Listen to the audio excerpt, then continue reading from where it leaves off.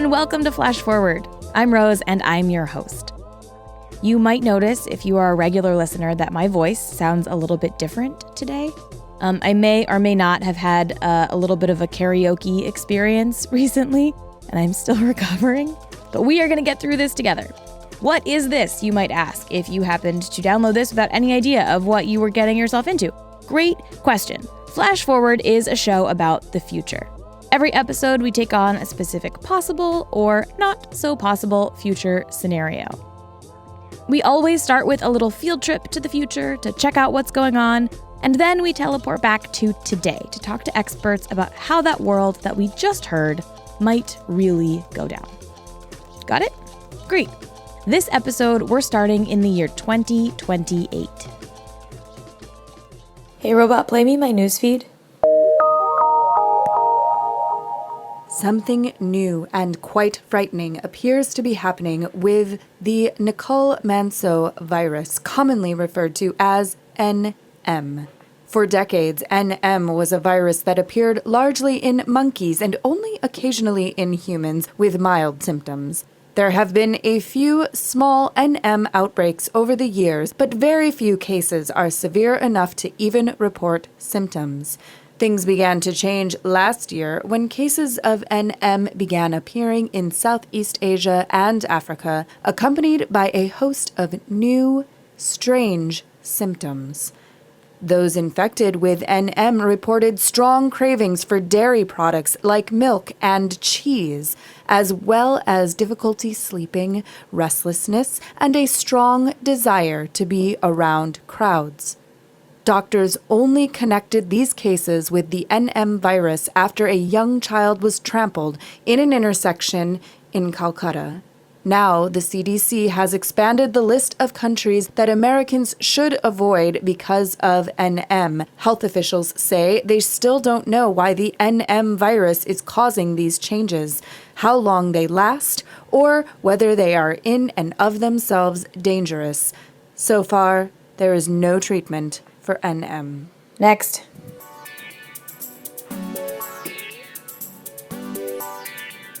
Okay, here's the thing. We're meant to believe, and again, I'm just repeating what I'm reading right now, but this is what they're saying. We're supposed to believe that this infection is brand new. Came out of nowhere. These scientists want us to think there was simply no warning. No signs, not a single case that made anybody say, hey, wait a minute now, this is kind of weird. And now we have what? Thousands of cases? Again, there's something about all of this that the longer it goes on, the more incredulous I am at it. When you realize the depth, the planning, the number of people involved here. What's the budget for the National Science Foundation again? $8 billion? And I'm supposed to believe that this was a complete surprise. Now, I can imagine there are people in the audience saying, you're overthinking this. They're just idiots. They're just bad at their jobs. You know scientists are full of it. You know that. They take the money and they squirrel it away and it's a waste. Yes, certainly that's true in most cases. But this, listen, I just don't buy it. I don't buy it. There is something more going on here. Something they don't want you to know. We're talking about literal mind control here, and you expect me to believe that not a single person in the government knew about it? Please. The cat's gotten out of the bag, and they're just doing damage control. Next. Blood donation in the United States has screeched to a halt as the NM outbreak continues to worsen. The FDA originally mandated that all donated blood be tested for NM, but since the mandate, several cases have been reported of the virus being spread via blood donation. In the wake of the transmission, donation has been paused completely, and experts worry that blood banks might soon dry up completely. Next.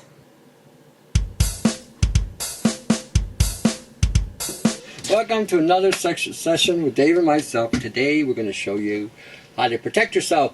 What you're going to need is some masking tape. Masking tape. Buy at any Home Depot. Get it cheap stuff. It doesn't have to be expensive. Dollar store. Wherever you can get it. Okay, whatever you can afford. Remember, this is all based on your economics. So, now what you're going to do is you're going to get magnets. Now, I got these at Michael's. You get about 52 of them. I think 52 or 55 of them for $15. Next. The Center for Disease Control and Prevention announced this morning that the NM vaccine was still months away. The announcement comes as panic around NM continues to grow as the virus spreads. Without national guidance on what to do, local officials have taken precautions into their own hands. In New York City, the outbreak has caused complete havoc on the streets and in the subways. People infected with NM seek out crowds, which has caused several fatalities in the subway system, as hordes of infected people crowd the subway platforms, eventually pushing people onto the tracks. New York City Mayor Zebediah Kilgrave issued a state of emergency last week and mandated that anybody infected with NM must remain indoors. Next. Hey guys. Okay, another video here to help you protect yourself against NM. Doctors say you basically can't, but that's a lie, of course. They just want you to think that you can actually protect yourself. So today, I'm going to show you how to make this anti-NM suit. You're going to need some clothes you don't care about. I got a pair of sweats at Walmart. You also need a bucket, like a paint bucket. And then you need bleach, apple cider vinegar, propane, and Raid, like the stuff you use to kill cockroaches. Next.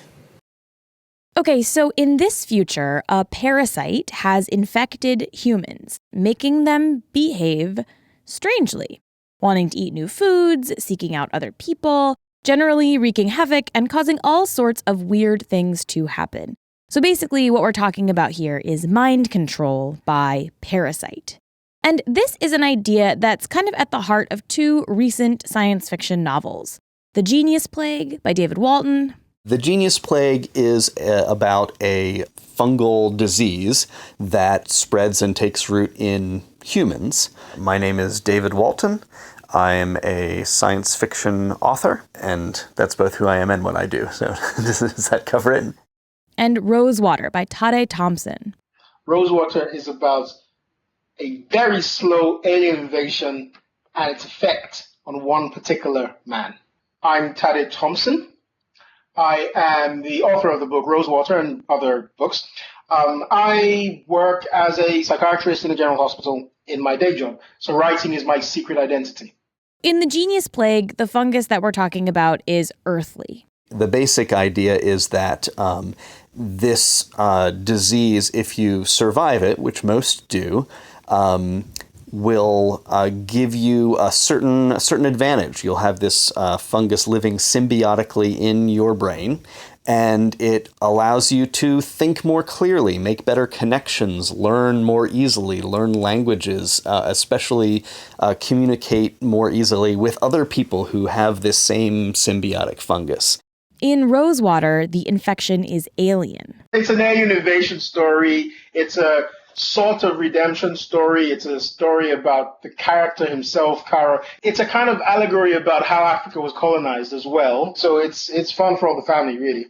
Now, these two books have a lot of differences, and I won't spoil too much of the plot of either one for you, but they also have some really interesting similarities because they're both rooted in this idea of a parasitic infection that behaves like a fungus. One of the key things that happens in the Genius Plague is that those infected by this fungus become connected to one another.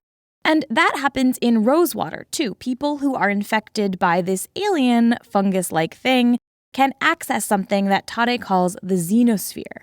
And this idea of connectivity and connectedness comes from the very real biology of fungi. Fungi can do that. They can spread over a long distance and then communicate kind of like a neural network. You have this vast network. It has no central point. So it's not like, there's some central brain that is sending out these tendrils and bringing the information back to the central point.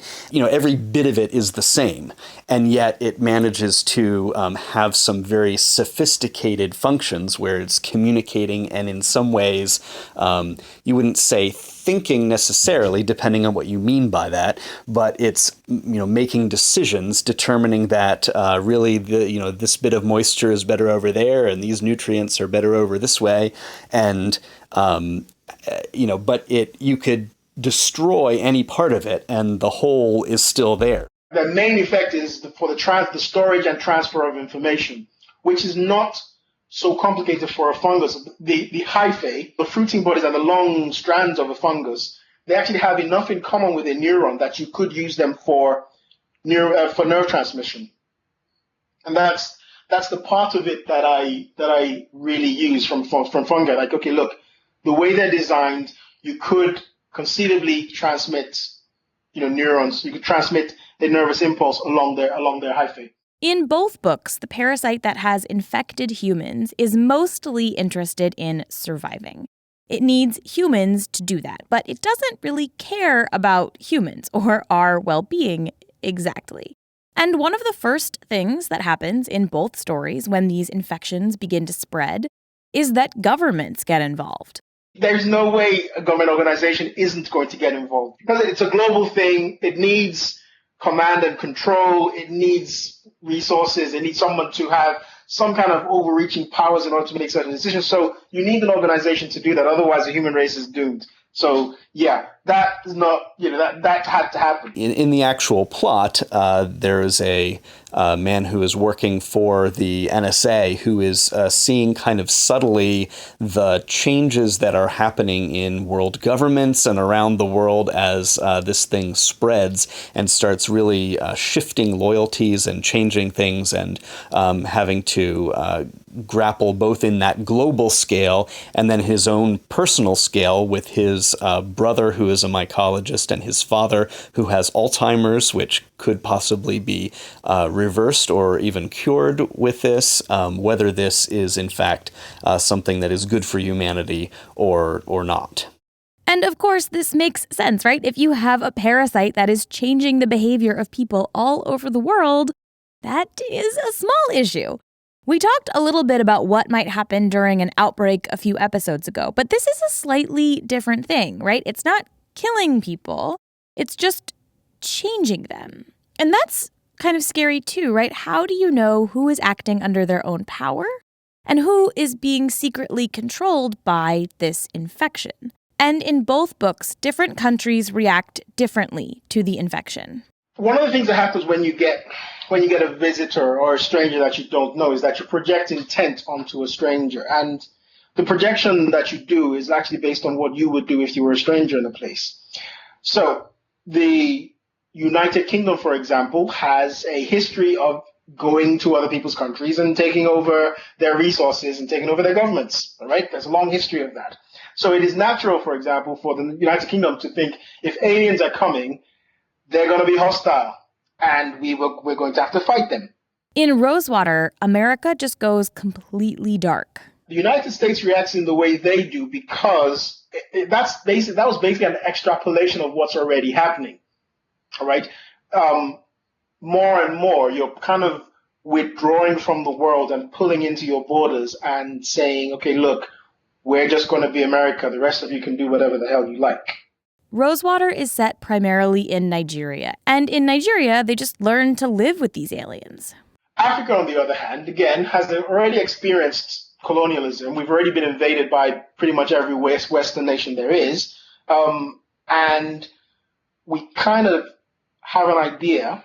We have experience of dealing with aliens because the British were aliens to us, at least to Nigerians anyway. The Germans were to others, the French to others, and then so on. Like the idea was that you had people coming, one who did not look like us, and two who were basically technologically advanced, who didn't speak our language. So they were aliens by any definition. By any way you look at it, they were aliens to us. And so we had to negotiate how to live with them, basically. And that's how I made my choices. In The Genius Plague, there are also people who accept this fungus into their lives. In fact, the main tension in the book is between two brothers, one of whom is infected and one of whom is not. The one who is infected believes that the enhanced cognitive abilities that he has, thanks to this fungus, are totally worth it. And this character, Paul, goes on these long rants about how this basically is the next step in human evolution. Paul is very well-reasoned. He's not a mindless automaton that is just repeating some phrase. He's a very intelligent, even more intelligent now, in fact, person who is able to argue quite clearly and oftentimes convincingly about the value of this and how it shouldn't be feared and how it's good for humanity. And I think sometimes you read his arguments and you're convinced by them. And some of the arguments that Paul makes in the book are very familiar to me. If you have ever read about or think about or talked to transhumanists, people who are really interested in updating and upgrading and altering their bodies, you hear these exact kinds of arguments all the time. And that is what David was going for. I want people to be asking the questions and thinking about those, kind of deeper philosophical ideas of, is there a real me? And what does it mean? I'm changing all the time. I'm a different person than I was a year ago or 10 years ago or 5 minutes ago to some extent. And I'm influenced by the people around me as well as by everything that I put into my body and experience. So Paul's arguments that this is the real me can be fairly convincing. And this question of how much a fungus or a parasite might change the real you, and those are big air quotes that I'm doing, is another key link between The Genius Plague and Rosewater. Both books really poke at this idea of what it means to have a true personality, what it means to be altered or not in control of your real self. We think of ourselves as entirely autonomous, but, what are the things that can change who we are, from little things like, drinking a Coke or some alcohol to more substantial drugs, or in this case, a fungus living in your brain. Because what I'm kind of leading up to is the idea or the illusion of free will. As you are growing up, you're also being programmed by the society into which you're being born, into which you live. Okay, so the society tells you this is how to behave. If you want something, you say please, and the other person says thank you. All right, and that's how those are the social lubricants. This is how you ask, someone you like to a date. This is the way you work. You go to work on time. You come back. You don't take other people's property. This is what we do to people who break the social contract, and so on and so on and so on. So every day, people wake up, brush their teeth, put on their clothes, shower, do whatever, go to work, go through the work, and they come back, put on the television, as if they made a choice to do so. But in fact, they've been programmed to do most of what they did that day. They've been programmed how to respond to aggression. Pretty much everything they're doing has been programmed into them. So how different is that really from, say, a mind-controlling parasite? Okay, it's very different, but you get what I'm saying here, right? The idea that we have full control of our decisions all of the time is already a bit of an illusion. So why not hand over our decision-making to a fungus that's controlling our brains? No? Okay, fine. So both David and Tade have thought a lot about this parasite stuff in their fictional worlds. And in both books, there is a struggle between the parasite and the humans. But if this really happened in the real world, Tade says that he is confident in our ability to kill whatever it is. Humans can kill pretty much everything. We will figure it out. People will die, but we will definitely figure it out. Somebody will make the hard choices, but we will figure it out. We can kill anything. But how possible is this scenario? How likely is it that humans could be infected by a parasite that controls our behavior? In reality, it probably wouldn't be a fungus. Here is where it's helpful that Tade is also a doctor. I should probably point out at this point, if you get a fungal infection that affects your brain or spinal cord, it's probably going to be deadly. I mean, if you get candida of the nervous system, or if you get something like aspergillosis, things like this, they're going to give you meningitis and you're going to die if you don't get treated. But it could be something else, in theory. And in fact, there are examples of this really happening in nature. And when we come back, we're going to talk about some real-life mind-controlling parasites in two different species, ants and humans. Okay, so we're leaving the realm of science fiction now and moving into the realm of things that seem like science fiction, but in fact are totally real. Probably the most famous example of a mind-controlling fungus is something called Ophiocordyceps unilaterus, aka cordyceps.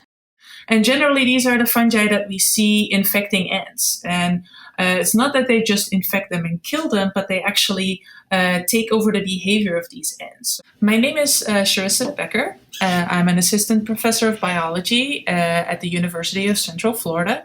And my lab studies zombie ants. Yes, zombie ants. You might have heard of this before, but cordyceps infects ants all over the world. Charissa studies cordyceps that infect a group of ants commonly known as carpenter ants. So carpenter ants are super common. You see them all over the globe. They're rather big most of the time, and sometimes people refer to them as wood ants because you see them, for instance, in and around your house in the eastern coast of or at the eastern coast of the U.S. They're actually, some of the species are actually considered a pest because they get into buildings and they do some damage there. But most of these carpenter ants, they're in the woods, and you can find them either by nest in the forest floor or in dead tree stumps. Side note, when I was a kid, I had a carpenter ant infestation in our house, and it was not good.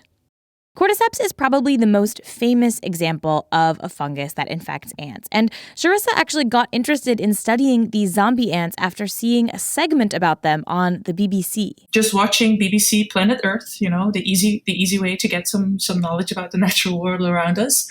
I was just mesmerized by these fungi.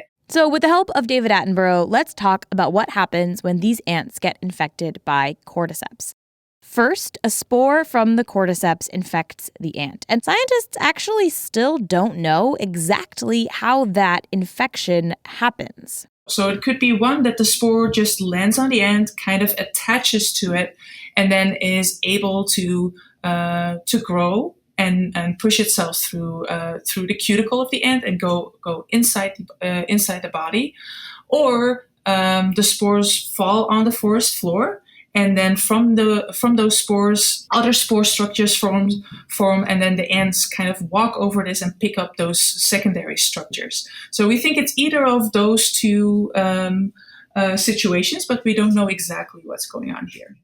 Either way, once the spore gets into the ant and starts to grow, it starts to change the ant's behavior. Now, normally ants are very, very social. These ants seem to become a little bit asocial.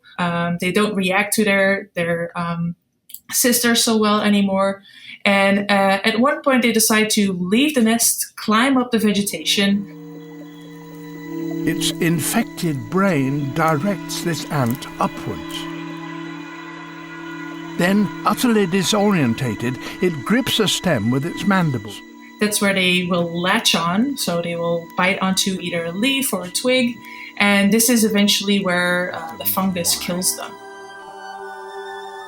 Like something out of science fiction, the fruiting body of the cordyceps erupts from the ant's head. So you really have to see this video, because what's happening now is that this very, very long, thin stalk is just growing out of the ant's head, and it just keeps growing. It can take 3 weeks to grow, and when finished, the deadly spores will burst from its tip. Then any ant in the vicinity will be in serious risk of death. I will post a link to that BBC clip in the show notes, because if you have never seen it, you really have to check it out. It is incredible. And honestly, if you have seen it, you should go rewatch it, because it's so cool. And while the BBC clip focuses on ants in the jungles of the Amazon, this happens in ants all over the world. One of the reasons why my lab is in Florida is because here in Central Florida, this infection is actually quite common. When we go out for a hike here, and if you know what to look for, you can actually quite easily find infected ants latching on to palm leaves, for instance. It's very, very common here. So I knew about cordyceps before this, but I had no idea that you could actually go out and find them in Florida. If you live in Florida and you go on a hike sometime soon, please be on the lookout for these and take pictures. I really want to see one. So we know that this fungus does this to ants. Charissa sees it in her lab, they see it in the wild, but there are still a ton of unanswered questions about how exactly cordyceps does this. Like, is it turning on certain genes? Is it whispering in the ant's ear? Like, how does it actually make the ant do stuff? So what we think is that the fungi are secreting certain active bioactive compounds such as alkaloids. Bioactive compounds are basically compounds that do stuff to biology. And alkaloids are a big group of molecules with a lot of different properties, but they include things that we already know alters behavior, like caffeine and LSD. So a mind-altering compound that is affecting the brain in a certain way to change the behavioral output. But it's not just alkaloids. Sharissa thinks that there are a ton of compounds involved here. A whole bunch of compounds we think as the fungus is secreting very precisely to kind of, to manipulate the behavior, so kind of draw the strings of its ant puppet, as people like to say. To figure out what might be going on, she basically creates zombie ants in her lab. So you have a whole lab full of just zombie ants. Not a whole lab full. Most of our ants are just happy carpenter ants that are kind of freeloading right now because they get a lot of sugar and protein from us that they don't have to really go and explore the forest for. So most of them are just happy-go-lucky carpenter ants. But yes, we do have some zombie ants in there. Okay, so not a whole army of zombies, but some zombies. And what she does is basically try to press pause on the infection at various times and then measure what's going on both with the fungus and the ant at different stages of the infection. For instance, if you then look at the ant at the point where it's actually going to bite the leaf or a twig or the substrate that we give them, we quickly sample the ant, get RNA out of the ant and study the gene expression in both the ant and the fungus. So we get an idea of what genes are actually activated at the different time points. With each little piece of this, they can start to construct a timeline of what's happening at each moment of this infection. It's slow-going work, but they are starting to build a picture of what might be happening inside these ants. Humans are never going to be infected by cordyceps. In fact, cordyceps and their ant hosts have been evolving alongside one another for a very long time. As far as we know, as far as the species have been described, the fungus seem to be co-evolving very closely with its host in such a way that each ant host that gets infected with Ophiocordyceps has its own specialized species of Ophiocordyceps infecting it. Which means that cordyceps is not going to jump over to humans. But there is a parasite that does infect humans, and you might have heard about it changing our behavior. Overall, it's about 30% or a third of the world basically is infected with toxo. At some point, there were some studies that showed that I think 85% of France was infected with toxo. It wouldn't be a stretch to call it by far the most successful parasite that we know of. This is Sandeep Ravindran. I'm a freelance science writer, and before I became a science writer, I actually used to study toxoplasma, or toxo, and that's what I did my PhD on. Toxoplasma, or toxo for short, is this weird little parasite that lives inside animal cells, and it's found in tons of different animals. It's in cats and otters and kangaroos and dolphins and birds, all kinds of different birds. And it's found in humans. Most of the time, a toxo infection in a human is no big deal. If you happen to get infected with toxo while you're pregnant, it does increase your risk of miscarriage and birth defects. But for everybody else... it just feels like a mild flu. So it's really not, so some headache, maybe a fever, but nothing too serious, and goes away within a couple of weeks. But the key thing here is that once you have toxo, you have it forever. The parasite lives inside your cells, and there's pretty much no way to get it out, which can wind up causing problems for some people down the road. If you, at some point later, become immunocompromised, it can sort of, burst out of the cysts where it's hiding and cause a severe infection again. So it's usually not a problem for, unless you're immunocompromised. Now, you might have heard of toxo before, because even though it's not a super dangerous parasite for humans in most cases, it does have some very weird effects on rodents. Rats and mice have this really strong innate fear of cats and cat urine, and once they're infected with toxo, basically this fear seems to go away. So now they're more willing to hang out in places where there's cat urine versus, the ones that aren't infected with toxo. They just want to get the hell away from anything remotely that smells like cat urine. Okay, so normally if a rodent, like a rat or a mouse, smells cat urine, they run away, which makes sense, right? Cat urine means cat, which means danger. But in 2000, a parasitologist named Joanne Webster found that rats that were infected with toxoplasma were way less afraid of cat urine than those who were not infected with toxoplasma. And when Webster published her work in 2000, everybody was super skeptical. But this effect is real and has been replicated over and over again. Now, let's not overstate this. The toxo mice are simply a little bit less afraid of cat urine than the non-toxo mice. I don't know if the fatal feline attraction might be a bit of a stretch. If you actually put a cat there, they will still run away. So it's not like they're jumping into the cat's mouth because now they're sort of attracted to them. So the other thing you should know about toxo is that in order to reproduce, it has to find its way into cats. And, gets into cats, it reproduces sexually, and then comes out in cat poop. So toxo has to get into cats, and toxo infection makes mice and rats less afraid of cats, which is a very interesting connection, right? This suggests that the toxo is actually manipulating the brains of these rodents so that they are more likely to find their way into a cat's belly, so that toxo can then infect the cat and reproduce. And this has led to another theory that involves humans, which is the so-called crazy cat lady hypothesis. We know that toxo can manipulate rodent behavior to be less afraid of cats. We also know that toxo wants to be inside of cats to reproduce. So this theory goes that perhaps toxo is also manipulating humans to like cats more, so that the toxo inside of humans can get into cats and can reproduce and spread. So people who love cats, people with like 15 cats, might actually love them because a parasite is manipulating their brain into loving them so that it can finish its life cycle. I actually read about this years ago, and until doing research for this episode, I thought it was true. In fact, it is almost certainly not true. As far as we know, no.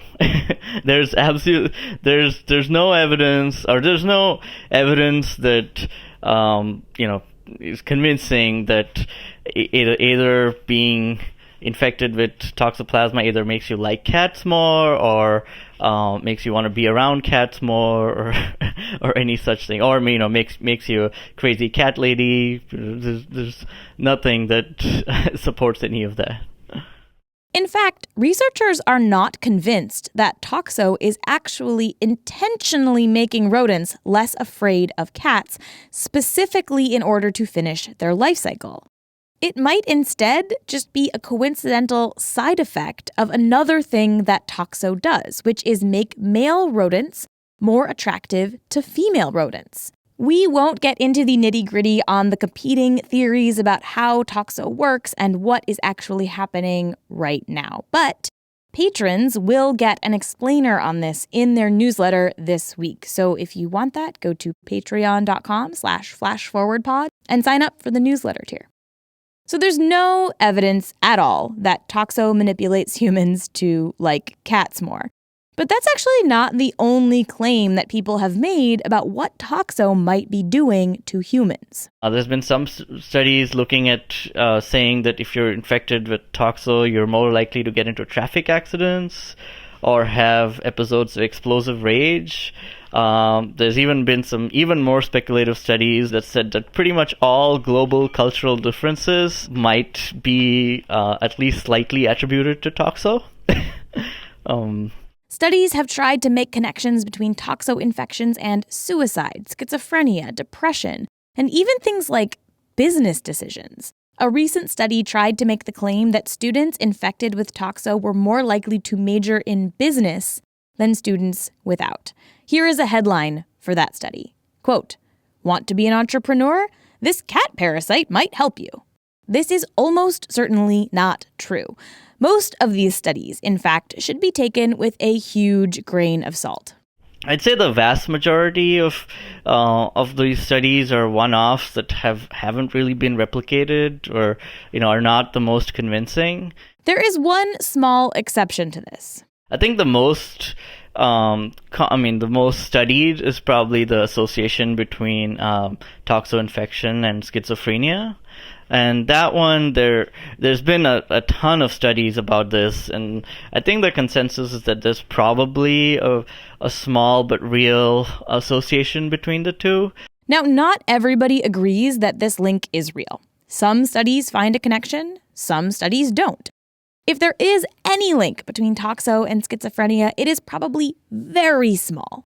And there is evidence to suggest that it doesn't exist at all. I mean, you have, some countries where you only have a few percent of the population that's infected with toxo, versus you have others where there's more than, you have 95% of people infected with toxo. But, I mean, schizophrenia rates are pretty stable at around 0.5 to 1% worldwide. The thing with toxo and mental illness is that it's really hard to study. I mean, the only way we really do these studies is by looking for the presence of antibodies to toxo. So basically, at some point you were infected and your body produced an immune reaction, and all we're detecting is the after effects of that immune reaction. So this doesn't tell us when the infection occurred. It doesn't tell us, we know there are different strains of toxo that may have different effects, but this doesn't tell us what strain of toxo. And even if there is a relationship between these two things, it's really hard to tease out which direction that relationship goes. Humans get infected with toxo in a few main ways. The most common is handling or eating undercooked meat. So the toxo comes out of the cat's butt in the form of poop.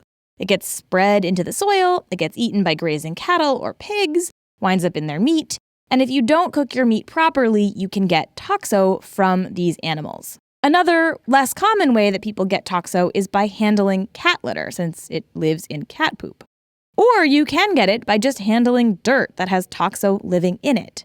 So when it comes to schizophrenia, it's actually unclear and very hard to prove whether it's that toxo is pushing people towards schizophrenia, or whether it's that people with schizophrenia are more likely to handle cat litter or dirt or consume undercooked meats, especially in countries with terrible mental health services where folks with mental health issues are given little to no support.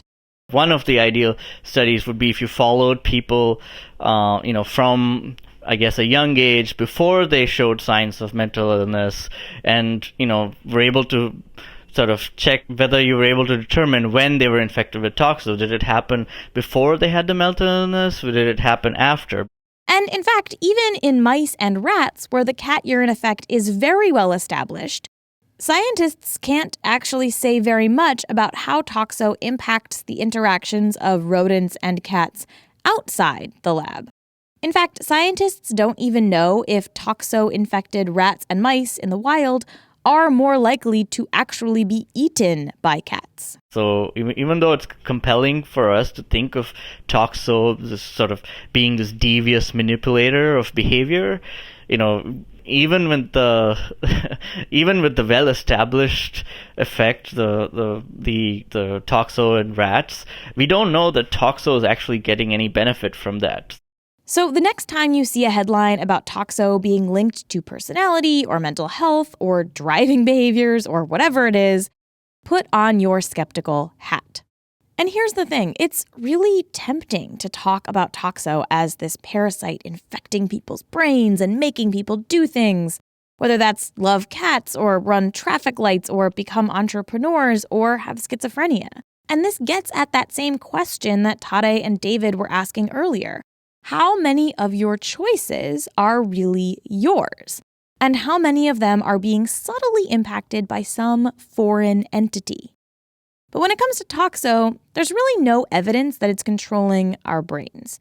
Instead, we are all still very responsible for ourselves and our decisions, which is a terrifying and powerful thing. Way more powerful than any brain parasite.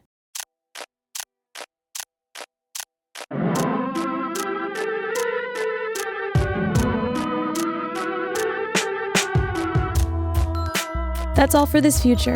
Flash Forward is produced by me, Rose Eveleth. The intro music is by Asura, and the outro music is by Hustalonia. The voices from the future this week were provided by Charles Anderson, David Dunsmuir, Anthony Frisia, Andrea Klunder, and Brent Rose.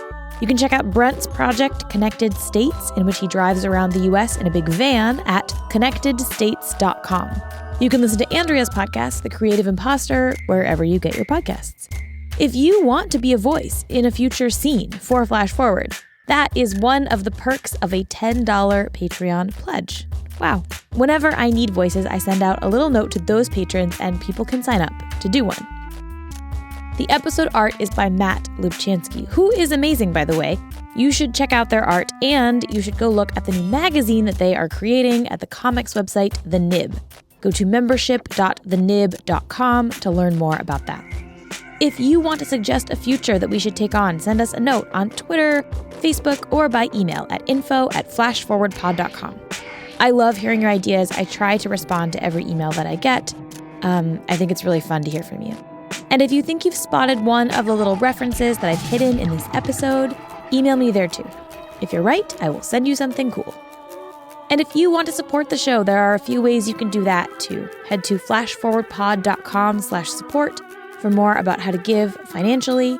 But if giving money is not in the cards for you, you can head to Apple Podcasts and leave us a nice review, or just tell your friends about the show. That really, really does help. Okay, that's all for this future. Come back next time and we'll travel to a new one.